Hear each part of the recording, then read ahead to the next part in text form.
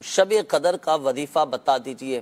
شب قدر کی دعا ہے، یہ بطور وظیفہ آپ پڑھ لیا کریں۔ حضرت عائشہ صدیقہ رضی اللہ تعالی عنہا سے روایت ہے، آپ فرماتی ہیں کہ میں نے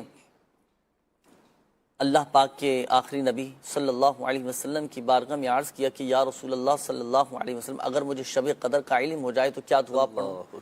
پیارے آقا صلی اللہ تعالی علیہ وآلہ وسلم نے ارشاد فرمایا کہ یہ دعا پڑھو، اللہم انک عفو تحب العفو فاعف عنی۔ تو یہ دعا پڑھنا چاہیے شب قدر میں، کثرت کے ساتھ اس دعا کو یہ پڑھا کریں، الحمدللہ سے وجل برکتیں۔ اچھا جنید بھائی، اس دعا کے ساتھ ایک چیز اور عرض کروں گا کہ شب قدر میں یہ دعا پڑھنی ہے۔ اب یہ کیسے علم ہو کہ آج ہی کی رات شب قدر ہے؟ اللہ، یہ تو طاق راتوں میں سے کسی ایک رات میں مخفی رکھی گئی ہے، یہ مختلف اقوال ہیں۔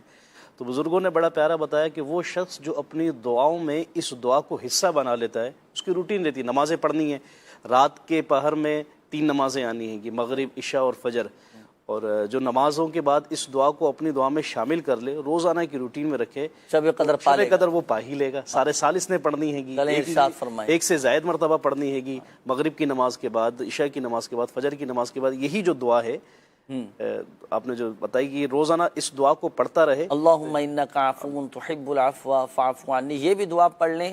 اچھا اسی طرح ایک اور ہے، لا الہ الا اللہ الحلیم الکریم سبحان اللہ رب السماوات السبع ورب العرش العظیم۔